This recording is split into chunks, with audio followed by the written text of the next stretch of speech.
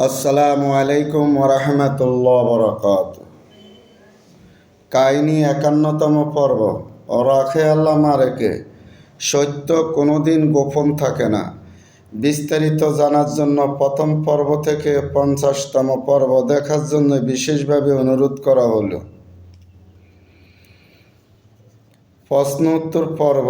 প্রশ্ন 24 জানতে চাই যে আপনার এত বড় ক্ষতি করার পরও মাওলানা আহমদুল্লাহ সাহেবের সাথে আপনার মোলাকাতের কয়েকটি ছবি দেখিতে পাই, তার কারণ কি?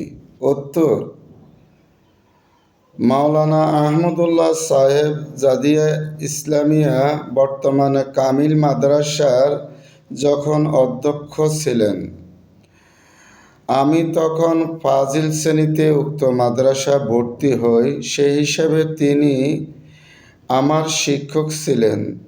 তাছাড়াও দীর্ঘদিন আমি যখন উক্ত মাদ্রাসা কর্মজীবনে প্রবেশ করি, উনি আমার তারপরে প্রতিষ্ঠানের প্রধান হিসাবে আমার বস ছিলেন।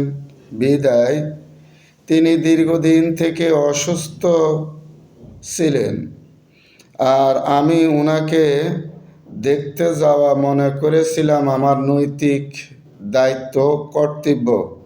যত কিছু হোক, ওনার খোঁজখবর নিতে গিয়েছি এবং ওনার নাতিনেরও নাতির বিয়েতেও দাওয়াতে আমি গিয়েছিলাম। সেই হিসাবে ওনার সাথে আমার সাক্ষাৎ এবং ওনার বিভিন্ন বিষয় খোঁজখবর এবং নিয়েছি এবং আলোচনা করেছি।